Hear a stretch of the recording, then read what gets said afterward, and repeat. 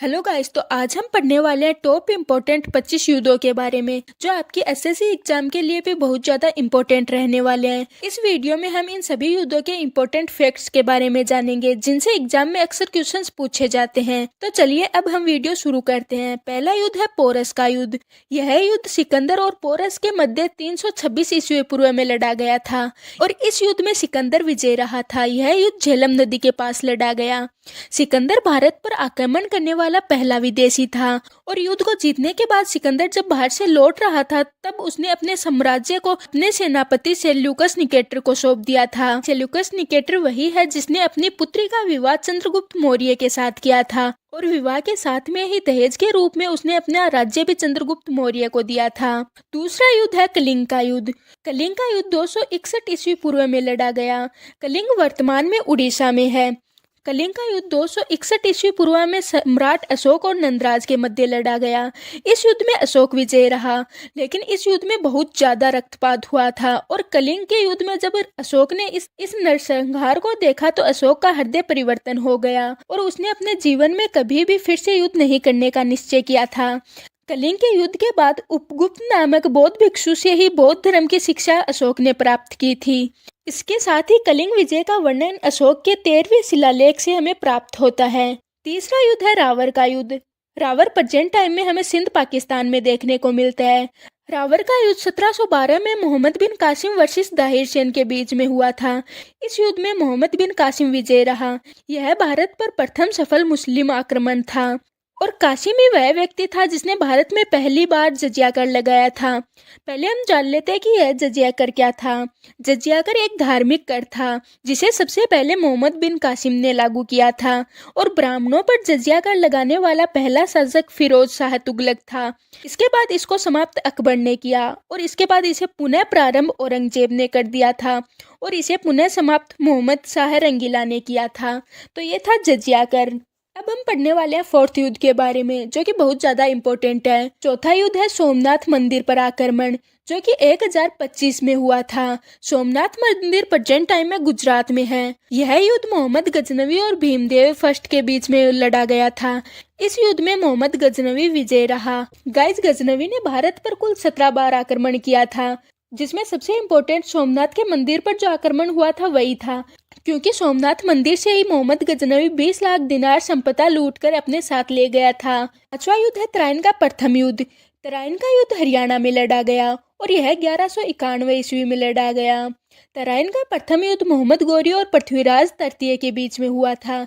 इस युद्ध में पृथ्वीराज चौहान तृतीय विजय रहा था, लेकिन विजय के बाद भागते हुए गौरी का पीछा न करना पृथ्वीराज की सबसे बड़ी राजनीतिक भूल मानी जाती है। छठा युद्ध तराइन का द्वितीय युद्ध था जो कि 1192 में हरियाणा में ही हुआ था। यह युद्ध भी पृथ्वीराज चौहान तृतीय और मोहम्मद गौरी के मध्य लड़ा गया, लेकिन इस बार विजय मोहम्मद गौरी की हुई। विजय के बाद मोहम्मद गौरी ने अपना पूरा साम्राज्य अपने गुलाम कुतुबुद्दीन ऐबक को सौंप दिया था। कुतुबुद्दीन ऐबक ने 1206 में गुलाब वंश की नींव रखी थी और कुतुबुद्दीन ऐबक ने 1206 से 1210 तक शासन किया था। सातवां युद्ध है चंदावर का युद्ध। यह 1194 ईस्वी में लड़ा गया। यह युद्ध मोहम्मद गौरी और जयचंद के मध्य लड़ा गया। इस युद्ध में भी मोहम्मद गौरी विजय रहा और इसमें जयचंद मारा गया था। यह युद्ध इतना ज्यादा इम्पोर्टेंट नहीं है, लेकिन आपको फिर भी डेट याद रखनी है और किसके मध्य हुआ था यह भी आपको याद रखना है। आठवां युद्ध है रणथंभौर का युद्ध। यह युद्ध 1301 में राजस्थान में लड़ा गया। यह युद्ध अलाउद्दीन खिलजी और हमीर चौहान के बीच में लड़ा गया था। इस युद्ध में अलाउद्दीन खिलजी विजय रहे थे और हमीर देव युद्ध में ही वीरगति को प्राप्त हो गए थे। लेकिन गाइस, हमीर देव जब वीरगति को प्राप्त हुए तो उनकी पत्नी रानी रंगा देवी ने पहला जल जोहर किया था। नौवां युद्ध है चित्तौड़ का युद्ध जो कि 1303 में राजस्थान में लड़ा गया। यह युद्ध अलाउद्दीन खिलजी और रावल रतन सिंह के मध्य लड़ा गया था। इस युद्ध में अलाउद्दीन खिलजी की विजय हुई। रतन सिंह अपने सेनापति गोरा और बादल के साथ लड़ते हुए वीरगति को प्राप्त हुए थे और राव रतन सिंह की पत्नी रानी पद्मिनी ने अग्नि जोहर किया था। तो गाइस, सबसे पहले आपसे पूछा जाए कि जल जोहर किसने किया तो वो तो रानी रंगा देवी थी, लेकिन जब अग्नि जोहर का नाम आए तो रानी पद्मिनी ने सबसे पहले अग्नि जोहर किया था। 10वां युद्ध है सिवाना का युद्ध। यह 1308 में राजस्थान में लड़ा गया। यह युद्ध अलाउद्दीन खिलजी वर्सेस सातल देव के मध्य लड़ा गया था। इस युद्ध में भी अलाउद्दीन खिलजी विजय रहा।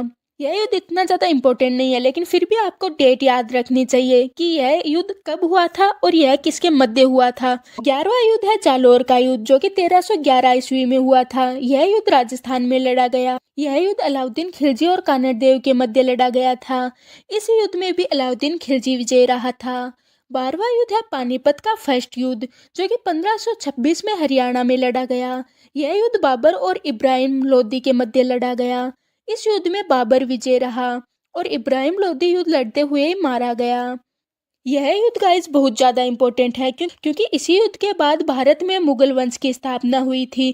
तो आपसे पूछे कि मुगल वंश की स्थापना किसने की, तो बाबर ने ही मुगल वंश की स्थापना की थी। और गाइस एक फैक्ट और है इसमें, इस युद्ध में बाबर की सेना इतनी ज़्यादा नहीं थी। इब्राहिम लोदी की सेना बाबर से बहुत ज़्यादा थी, लेकिन उसके बाद भी इसमें बाबर विजय रहता है क्योंकि बाबर ने पहली बार युद्ध में तोपखाने का प्रयोग किया था और इब्राहिम लोदी और ये लोग तोपखाने का इतना यूज ही नहीं करते थे, जिस कारण नई तकनीक का उन्हें ज्ञान नहीं था। इब्राहिम लोदी ने इस युद्ध में सबसे आगे वाली लाइन में हाथियों को खड़ा किया था और वहीं दूसरी तरफ बाबर ने उन हाथियों पर ही अटैक कर दिया था तोपखाने से, जिस कारण इब्राहिम लोदी के हाथियों में हड़कंप मच गया और वो अपनी ही सेना को कुचलने लग गए थे, जिस कारण बाबर हारते हुए युद्ध को जीत गया। और इसी युद्ध को जीतने के लिए बाबर ने जिहाद का सहारा भी लिया था और बाबर ने यह भी कहा था कि अगर हम इस युद्ध को जीत गए तो मैं आपका कर माफ़ कर दूंगा, मतलब कि सेना पर जो कर लगाया था वो मैं माफ़ कर दूंगा। इसके अलावा उसने शराब पर भी प्रतिबंध लगा दिया था। तो ये था पानीपत का फर्स्ट युद्ध, जो कि बहुत ज़्यादा इंपॉर्टेंट है। तो आपसे पूछे कि पानीपत का पहला युद्ध कब हुआ, तो यह 1526 में हरियाणा में हुआ।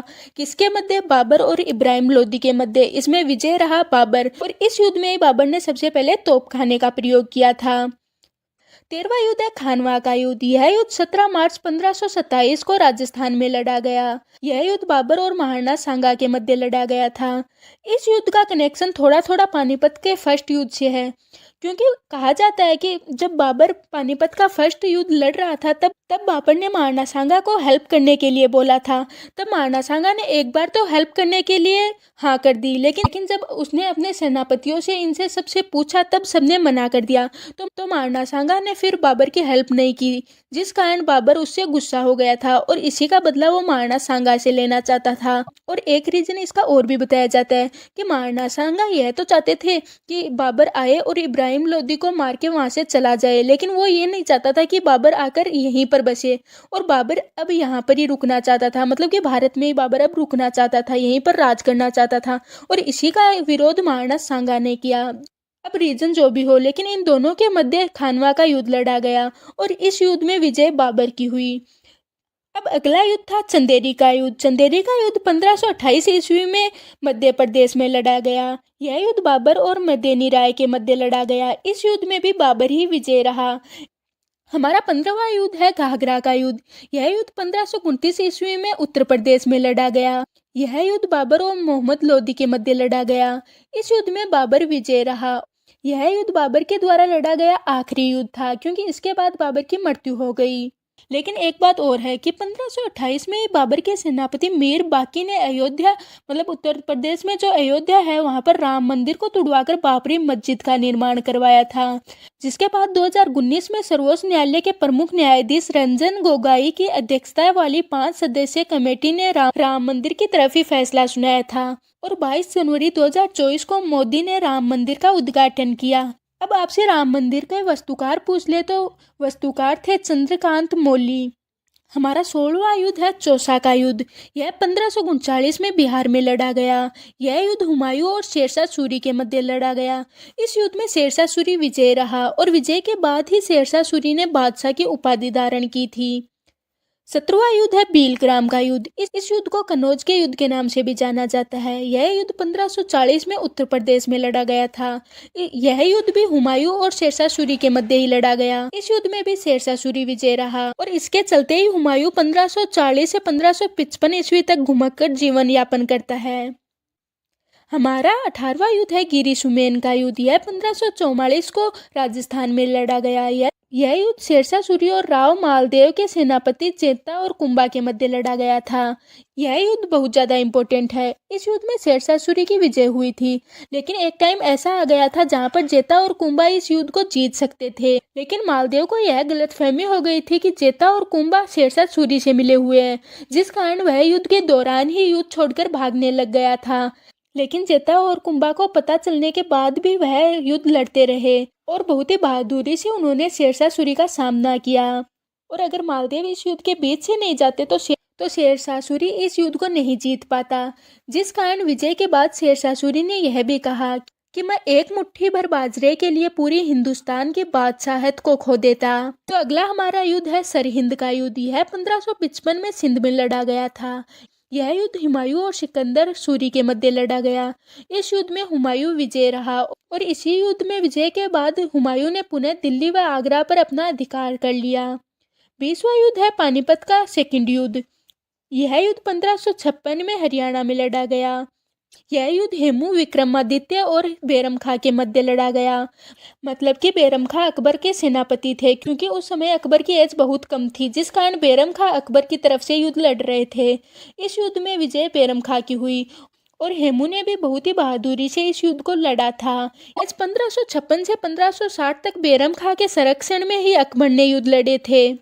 21वां युद्ध है हल्दी घाटी का युद्ध। यह युद्ध 18 जून 1576 में राजस्थान में लड़ा गया। यह युद्ध वैसे तो महाराणा प्रताप और मानसिंह के मध्य लड़ा गया, लेकिन इसमें अकबर का नाम भी आता है, क्योंकि मानसिंह अकबर का ही सेनापति था, जिस कारण यह युद्ध महाराणा प्रताप और अकबर के मध्य ही बोला जाता है। इस युद्ध में मानसिंह ही विजय रहा था, लेकिन इस युद्ध से पहले अकबर ने महाराणा प्रताप को अपनी अधीनता स्वीकार करवाने के लिए अपने 4 शिष्टमंडल भेजे थे, लेकिन महाराणा प्रताप इनमें से किसी की भी बात नहीं सुनते हैं।